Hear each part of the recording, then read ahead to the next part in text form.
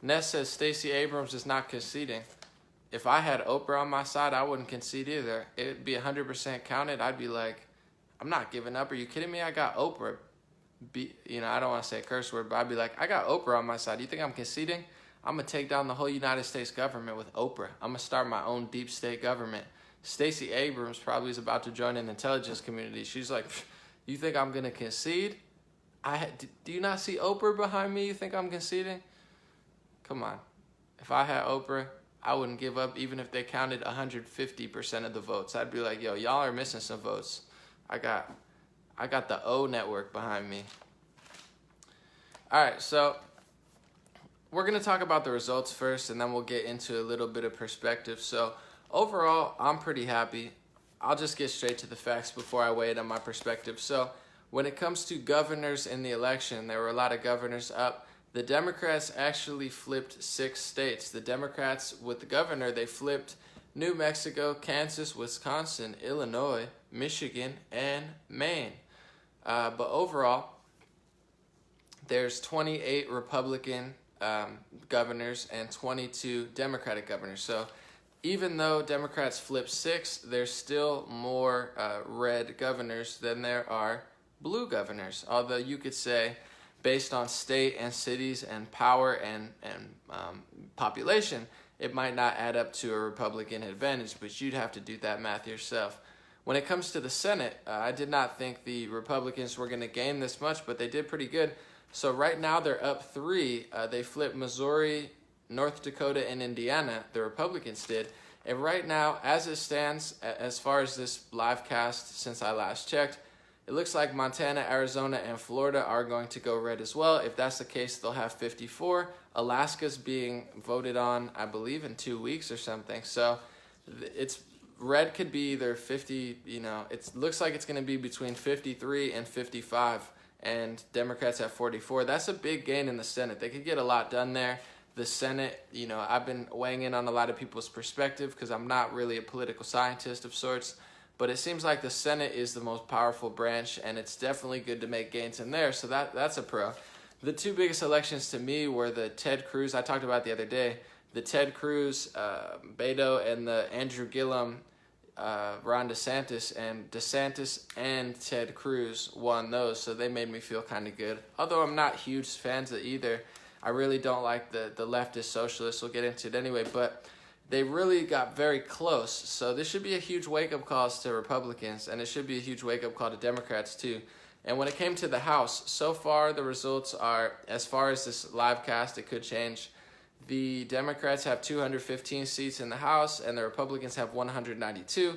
According to many projections, I looked at a few and looked what I thought. It looks like the Democrats will take 229 seats in the House, and it looks like the Republicans will take 206. So they will have a minority in the House. So Democrats have probably won the House. I mean, it's almost definitely now. And they will be able to choose the Speaker of the House. Let's see what they do with it. So those are the facts. Those are the stats right now. Sorry, I got to breathe. Now I'm going to weigh in on my thoughts. First off, I'll say overall, I don't think it was a huge red wave. I don't think it was a huge blue wave. I think it was kind of like a blue puddle, red puddle. Gains for the Republicans, gains for the Democrats. Definitely not a complete wipeout on either side. I'm very chill and optimistic. I'm not really tripping about it. So my optimistic outtake would be maybe, I don't know if this is true, maybe the Democrats will be calmer and chiller. Like, for example, if the Republicans crushed in the Senate and the Republicans crushed in the House, I would be like, okay, are they going to smash things? Are they going to break down buildings? Are they going to keep shooting at, Republican senators? Are they going to, attack people in the streets for wearing MAGA hats? So, part of me is like, okay, they won some political power. The little kids, they could play in their sandbox. Hopefully they do something good with it. I'm happy that it wasn't a complete blowout. Now I don't feel like I'm going to get, attacked by a radical as much. But I guess also, on that note, I think the good parts were, Ted Cruz losing would have been catastrophic. DeSantis losing would have been catastrophic. Neither of those happened. It looked like Taylor Swift, Oprah, none of them really worked out. All the campaigns they worked on completely failed. Beto wasted how many tens of millions of dollars? So, it's good stuff there. But I think another take that the Republicans need to take, I'm going to talk about what I think the Democrats and Republicans need to learn from this, because overall, I want America to succeed. I want my state to succeed, although it's so blue. We'll see how that goes. But I want this world to succeed. So God or the universe, whatever you want to call it. I know there's going to be some atheists. Normally, I don't believe in God. That's fine. Just vibe out with me. God doesn't lie, okay? We're all human, but God doesn't lie. The universe doesn't lie. So they exposed the chinks in the Republican armor. They exposed the chinks in the Democratic armor, and I'm going to tell you what they were. For the Republicans, I've made several videos on this. My whole vibe has kind of changed it. I'm not tooting my own horn, but I think I influenced, some of the biggest movements in the Republican Party. I know I did. I facilitated them and helped lift them off the ground. And I'm trying to get some new energy into the Republican Party, because Republicans, it's not that the policies are bad. It's not that, some of them are debatable, but it's not that Republican ideology is terrible, but they've lost popular culture. They've lost academia. Literally, you read some of these syllabuses or syllabi, however you would say it, of college students, and it makes you sick, because they're propagandizing the students with like far leftist, cultural Marxist, completely insane, racist, sexist, some of the worst stuff. It's actually, in my personal perspective, it's quite criminal what they're teaching the kids at academia. But regardless of my feelings or your feelings about it, they're doing it. So they're taking over academia. The Democrats did a way better job on the ground. Something that Republicans need to learn for the next election is Democrats did a one sheet, okay? So they got everyone going on social media. They got Twitter on their side, Facebook on their side, Google on their side, YouTube on their side, Snapchat on their side, all the applications, Uber, Lyft, they're all working for the Democrats. They all want the Democrats to win. And they were getting people to register, so young people came out. And let's face the facts, a lot of young people are not Republicans. The Democrats do an amazing job of reaching out to the youth, and they also do a good job of indoctrinating the youth. So by the time they're so brainwashed and they reach out to them, it works all the time. But this is not me being a hater. This is not me being negative. This is me just being honest. And if you really want to win and win over the youth, you got to figure this stuff out. So they got them to register, but then they also did these one sheets where they had like, this is who you should vote for. All the celebrities posted them out. All the Democratic politicians posted them out. They had them on these little, like, okay, these are who I'm going to vote for. These are the props I'm going to vote for. I didn't see that much with the Republicans. So I think obviously they have tech on their side when it comes to liberal ideology, but they also have one sheets. They have academia. They have culture. It didn't work completely. Obviously Oprah and Taylor Swift didn't work, but I think God doesn't lie, and I think the Republicans have relied far too much on Trump, and Trump is cool. Trump is definitely a vibe. Trump is definitely changing the game, but he's one man, and he's in his 70s. He's not going to appeal to anybody. I don't think he wants to. I mean, maybe he wants to, but he needs some help, okay? And a lot of Republicans on their ground game, I think they lost out. Democrats are winning on that. On that note, I want to say what the Democrats lost out on. I talk about this all the time, so it's nice for me to talk about what Republicans I think could do better. Liberals, they're so wrapped up in identity politics, race, religion, gender. You're racist if you don't agree with me. They hate white people. They really want free healthcare. They give out free stuff, and they have like these ideas that sound really good. If you don't vote for us, this guy in a wheelchair is gonna fall over and die. All the pets are gonna die. Like they definitely pull on your heartstrings much more than Republicans. So that doesn't appeal to me. I think they're losing millions of people, but they're also gaining like millions of kids, and they have a whole vibe. So I think it's a good look as far as. These are the things that I think that the Democrats need to learn. I think they need to stop doing identity politics. They need to stop being racist and sexist and projecting their racism and sexism onto other people. They need to care about content of character, make sense economically or socially. Nothing they do to me makes sense, but I see why they're winning, and I see where Republicans are lacking. And I want to say, too, someone mentioned CNN and Fox. Maybe I'll wait because I'll do that in a different segment so I can split it into two. So overall, I think this exposed, I think it was good. I don't think it was that bad. The key states won, the key people won. But, the House was lost. The Senate was super gained. I don't think they saw that coming. takeaways from this, just to wrap it up. For the Democratic side, big money doesn't always work. It clearly didn't work with Beto. Celebrity culture is not enough anymore. You can't just throw Oprah or Taylor Swift behind a candidate and think everybody's going to be okay. Identity politics does not always work. Definitely not in the Senate. It's not working. Race, religion, gender, you're racist. We don't like white people. We love black people and Latinos more than you. We love transgender. She's a woman. Vote for her because she's a woman. She's a black woman. That's a black man. Oh, wait, that black man doesn't agree with us. We don't like him anymore. That whole vibe, it's not a vibe, Democrats. Please chill with that. Maybe you got a little power now. You got the House. You could start being more fair and honest and stop hating half the country. Stop hating people because they're white. Stop hating people because they're Republican. And please try to reach out to the right, because there's a lot of good people that are conservatives and that just don't want high taxes. They don't want socialism.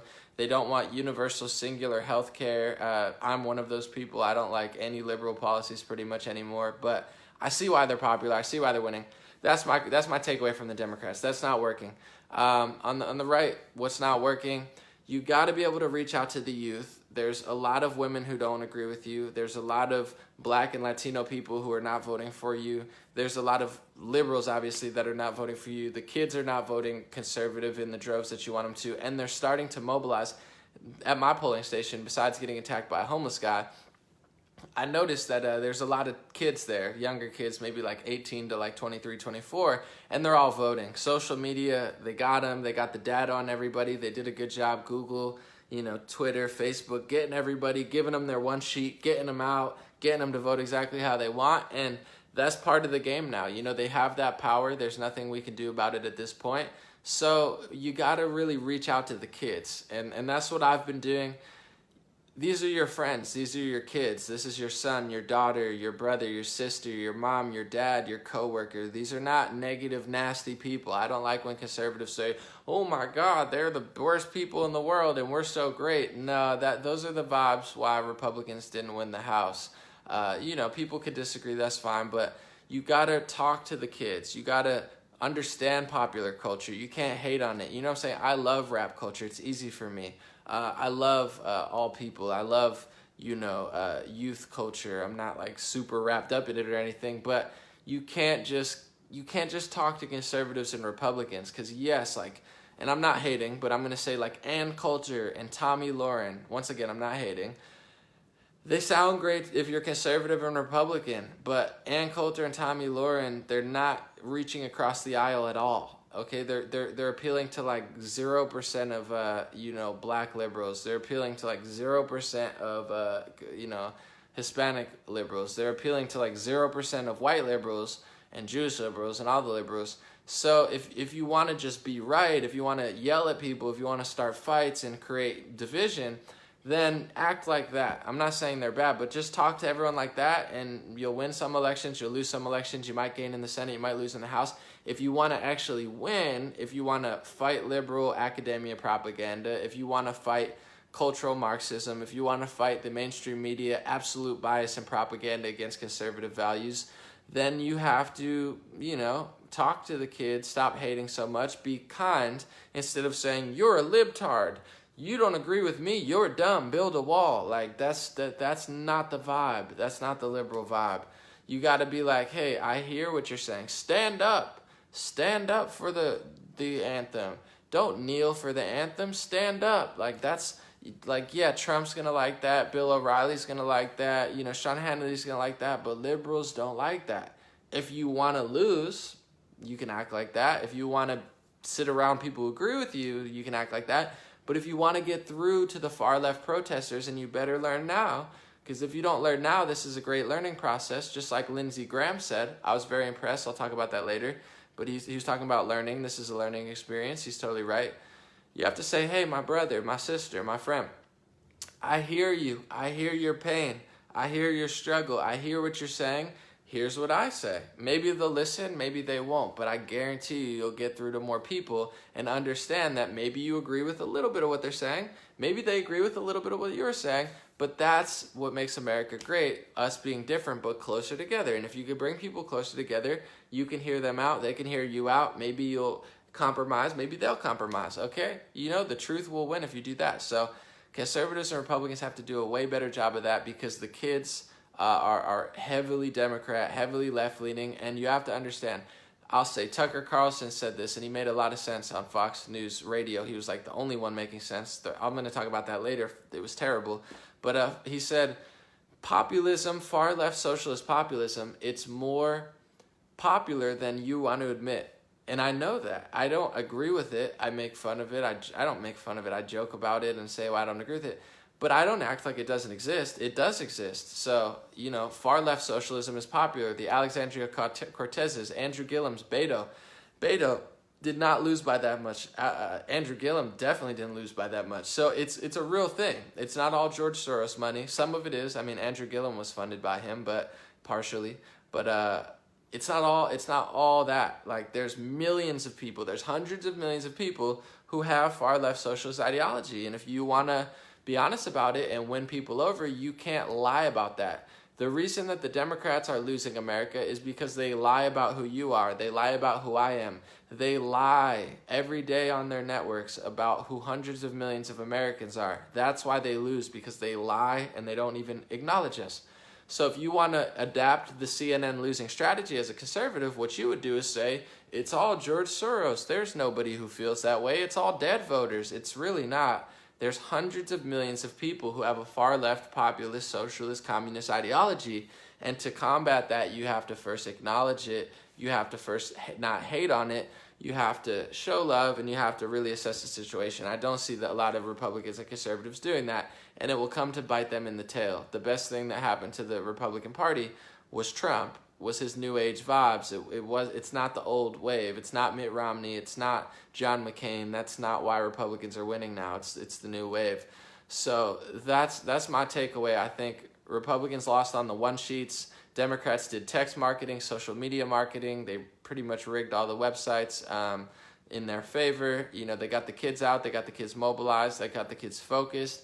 And I don't want to give a percentage, but I want to say like maybe 70 to 80% of conservatives will say, anomaly, nah, you're wrong. We're just going to be mean, and we're just going to say the same things on loop for 8 years, and we're going to win all the time. No, that's not why you're going to win. That's a losing strategy. So hopefully you consider what I'm saying if you want to win, because you're going against academia, you're going against the tech companies, you're going against the media, you're going against the television, you're going against the celebrity culture.